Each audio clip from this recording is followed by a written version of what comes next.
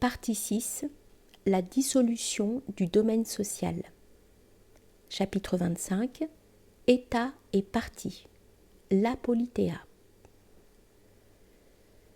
Le domaine politico-social est celui où, par la suite de l'action des processus généraux de dissolution, apparaît aujourd'hui d'une façon particulièrement manifeste l'absence de toute structure possédant, du fait de son rattachement à des significations supérieures, la marque d'une véritable légitimité.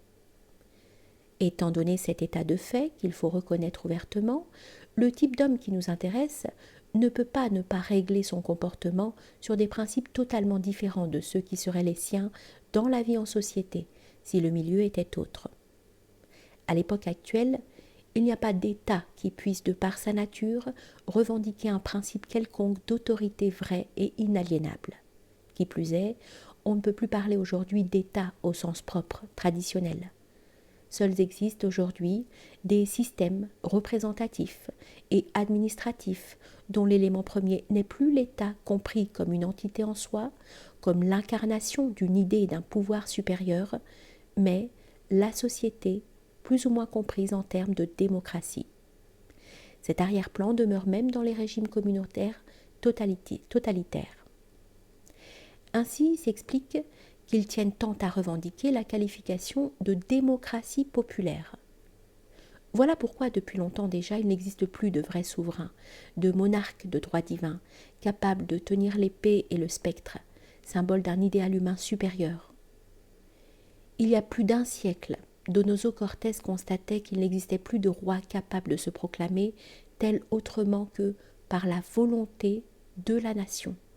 Et il ajoutait que, lors même qu'il y en aurait eu lieu, il n'y aurait pas été reconnu. Les très rares monarchies qui existaient encore sont notoirement des survivances dépourvues d'essence et creuses, cependant que la noblesse traditionnelle a perdu son caractère essentiel de classe politique, et avec lui tout prestige et tout rang existentiel. Elle ne provoque plus guère d'intérêt de la part de nos contemporains que lorsque, pour faire un article dans une revue illustrée, on la met sur le même plan que les vedettes de cinéma, les champions sportifs et les princes d'opérette, dans des articles de magazines illustrés à l'occasion de quelque aventure privée, sentimentale ou scandaleuse de ces derniers représentants. Mais même en dehors des cadres traditionnels, il n'existe pas aujourd'hui de vrais chefs. Aux gouvernants, je tournais le dos quand je vis ce qu'ils appelaient gouverner, commercer et pactiser avec la plèbe. De toutes les hypocrisies, la pire me parut être que ceux qui commandaient simulassent des vertus d'esclaves. Ces mots de Nietzsche s'appliquent encore à toute la classe dirigeante d'aujourd'hui, sans exception.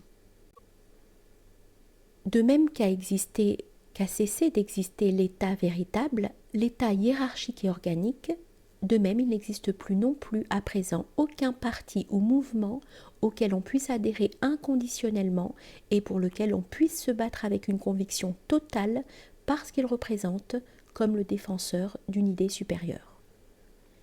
Malgré la variété des étiquettes, le monde actuel des partis se réduit à un régime de politicards, jouant souvent le rôle d'hommes de paille au service d'intérêts financiers, industriels ou syndicaux. Par ailleurs, la situation générale est telle désormais qu'alors même qu'il existerait des partis ou des mouvements d'une autre sorte, ils n'auraient presque aucune audience dans les masses déracinées, ces masses ne réagissant positivement qu'en faveur de qui leur promet des avantages matériels et des conquêtes sociales. Si ce ne sont pas là les seules cordes qui vibrent, l'unique prise que les masses offrent encore aujourd'hui, et même aujourd'hui plus que jamais, se situe sur le plan des forces passionnelles et subintellectuelles, forces qui, par leur nature même, sont dépourvues de toute stabilité. Ce sont sur ces forces que comptent les démagogues, les meneurs de peuple, les manipulateurs de mythes, les fabricants d'opinion publique. Il est assez instructif à cet égard de voir ce qui s'est passé avec les régimes qui, hier en Allemagne et en Italie, avaient voulu prendre position contre la démocratie et le marxisme. Ce potentiel d'enthousiasme et de foi qui avait alors animé de grandes masses, parfois jusqu'au fanatisme, s'est évanoui au moment critique sans laisser de traces, quand il ne s'est pas reporté sur des mythes nouveaux et opposés qui ont remplacé les précédents par la seule force des choses. C'est ce qu'on doit attendre, en règle générale, de n'importe quel mouvement collectif, dépourvu de toute dimension en profondeur, qui s'appuie sur les forces dont nous avons parlé, correspondant au démos pur et à sa souveraineté, c'est-à-dire à la démocratie au sens littéral du mot. Ce plan irrationnel et subintellectuel, ou celui de la pure utilité matérielle et sociale, voilà les seuls domaines qui, après la disparition des anciens régimes, s'offrent à une action politique efficace. C'est pourquoi, quand bien même apparaîtraient aujourd'hui des chefs dignes de ce nom, des hommes qui feraient appel à des forces et à des intérêts d'une autre sorte, qui ne promettraient pas d'avantages matériels, mais imposeraient à chacun une sévère discipline, qui ne consentiraient pas à se prostituer et à se dégrader pour s'assurer un pouvoir personnel précaire, éphémère et informe, ces chefs n'auraient guère de prise sur la société actuelle. Ce sont les immortels principes de 89 et les droits niveleurs accordés par la démocratie absolue à l'individu atome, sans tenir compte d'aucune qualification ni d'aucun rang, l'irruption des masses dans le corps politique véritable, invasion verticale des barbares par le bas, qui ont mené à cela. Et la conséquence qui voit un essayiste, Ortega y Gasset, reste vraie. Nous le citons. Le fait caractéristique de ce temps, c'est que l'âme vulgaire, tout en se reconnaissant pour vulgaire, a l'audace d'affirmer le droit de la vulgarité et l'impose partout. Fin de citation. Nous avons fait allusion dans l'introduction au petit nombre de ceux qui aujourd'hui, par tempérament et par vocation, croient encore malgré tout à la possibilité d'une action politique rectificatrice. C'est pour guider l'orientation idéologique de ceux-là que nous avons écrit il y a quelques années Gli Unomini et La Rovine. Mais en raison des expériences que nous avons faites depuis, nous ne pouvons pas ne pas reconnaître ouvertement que les conditions nécessaires pour aboutir à un résultat quelconque, appréciable et concret dans une lutte de ce genre, font actuellement défaut. D'autre part, comme nous l'avons précisé, nous nous occupons particulièrement dans ce livre d'un type d'homme qui, bien que spirituellement apparenté aux éléments dont nous venons de parler, disposé à se battre même sur des positions perdues, a une orientation différente. La seule norme valable que cet homme puisse tirer d'un bilan objectif de la situation, c'est l'absence d'intérêt et le détachement à l'égard de tout ce qui est aujourd'hui politique. Son principe sera donc celui que l'Antiquité a appelé l'apolitéa. Il importe cependant de souligner que ce principe concerne essentiellement l'attitude intérieure. Dans la situation politique actuelle, dans un climat de démocratie et de socialisme, les conditions obligatoires du jeu sont telles que l'homme en question ne peut absolument pas y prendre part s'il admet ce que nous avons dit, à savoir qu'il n'y a aujourd'hui aucune idée, aucune cause, ni aucun but qui mérite que l'on engage son être véritable. Aucune exigence à laquelle on puisse reconnaître le moindre droit moral et le moindre fondement en dehors de ce qui, sur le plan purement empirique et profane, découle d'un simple état de fait. Mais l'apolitéia, le détachement, n'entraîne pas nécessairement des conséquences particulières dans le domaine de l'activité pure et simple. Nous avons parlé de l'ascèse consistant à s'appliquer à la réalisation d'une tâche déterminée par amour de l'action en elle-même et dans un esprit de perfection impersonnelle. En principe, il n'y a pas de raison d'exclure ici le domaine politique et de ne pas l'envisager comme un cas particulier parmi beaucoup d'autres, puisque le genre d'action dont nous venons de parler ne requiert aucune valeur objective d'ordre supérieur, ni aucune impulsion provenant des couches émotives et irrationnelles de l'être.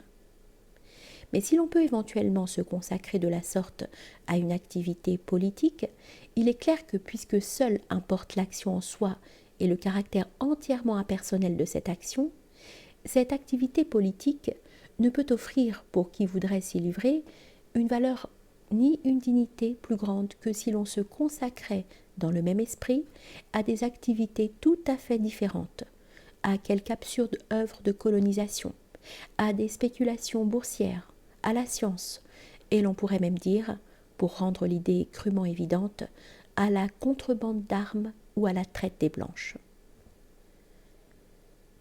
Telle qu'elle est conçue ici, l'apoliteia n'impose aucun préalable spécial sur le plan extérieur, n'a pas nécessairement pour corollaire un abstentionnisme pratique. L'homme vraiment détaché n'est ni l'outsider professionnel et polémiste, ni l'objecteur de conscience, ni l'anarchiste. Après avoir fait en sorte que la vie, avec ses interactions, n'engage pas son être, il pourra éventuellement faire preuve des qualités de soldat qui, pour agir et accomplir une tâche, n'exige auparavant aucune justification transcendante ni aucune assurance quasi théologique quant à la justice de la cause. Nous pourrions parler dans ce cas d'un engagement volontaire concernant la personne et non l'être, engagement en vertu duquel on reste isolé même en s'associant. Nous avons déjà dit que le dépassement positif du nihilisme consiste précisément en ce que le manque de signification ne paralyse pas l'action de la personne. Il devient seulement existentiellement impossible d'agir sous l'emprise et l'impulsion d'un quelconque mythe politique ou social actuel, parce que l'on a considéré comme sérieux, significatif ou important ce que représente toute la vie politique actuelle. L'apoliteia, c'est l'irrévocable distance intérieure à l'égard de la société moderne et de ses valeurs. C'est le refus de s'unir à celle-ci par le moindre lien spirituel ou moral. Ceci étant bien établi, les activités qui, chez d'autres, présupposent au contraire l'existence de ces liens pourront être exercées dans un esprit différent. Il reste en outre la sphère des activités que l'on peut faire servir à une fin supérieure et invisible, comme nous l'avons indiqué par exemple à propos des deux aspects de l'impersonnalité et de ce que l'on peut retenir de certaines formes de l'existence moderne. Un point particulier mérite d'être précisé. Cette attitude de détachement doit être maintenue même à l'égard de la confrontation des deux blocs qui se disputent aujourd'hui l'empire du monde, l'Occident démocratique et capitaliste et l'Orient communiste. Sur le plan spirituel, en effet, cette lutte est dépourvue de toute signification. L'Occident ne représente aucune idée supérieure. Sa civilisation même, basée sur une négation essentielle des valeurs traditionnelles, comporte les mêmes destructions, le même fond nihiliste qui apparaît avec évidence dans l'univers marxiste et communiste, bien que sous des formes et à des degrés différents. Nous ne nous attarderons pas sur ce point, ayant développé dans un autre ouvrage une conception d'ensemble du cours de l'histoire de nature à écarter toute illusion quant au sens dernier de l'issue de cette lutte pour le contrôle du monde. Le problème des valeurs n'entrant donc pas en ligne de compte, l'homme différencié aura tout au plus à résoudre ici un problème d'ordre pratique. Cette petite marge de liberté matérielle que le monde de la démocratie accorde encore, dans quelque activité extérieure, à qui ne se laisse pas conditionner intérieurement par elle, disparaîtrait certainement sous un régime communiste. C'est simplement de ce point de vue que l'on peut prendre position contre le système soviétique et communiste, pour des raisons que l'on pourrait presque qualifier d'élémentairement physiques, et non certes parce que l'on croit que le système adverse s'inspire de quelque idée d'un caractère plus élevé. Il faut se rappeler d'autre part que l'homme dont nous nous occupons, n'ayant aucun intérêt à s'affirmer ni à s'exposer dans la vie extérieure d'aujourd'hui, sa vie profonde restant invisible et insaisissable, le système communiste n'aurait pas pour lui la signification dramatique qu'elle aurait pour tout autre, et que même dans ce système, un front des catacombes pourrait bien exister. Dans la lutte actuelle pour l'hégémonie mondiale, s'orienter dans un sens ou dans l'autre n'est pas un problème spirituel. C'est un choix banal qui est affaire de goût ou de tempérament. La situation générale reste en tout cas celle que Nietzsche avait déjà définie en ces termes. Nous le citons. La lutte pour la suprématie dans des conditions dénuées de toute valeur. Cette civilisation des grandes cités, des journaux, de la fièvre, de l'inutilité. Fermez les guillemets.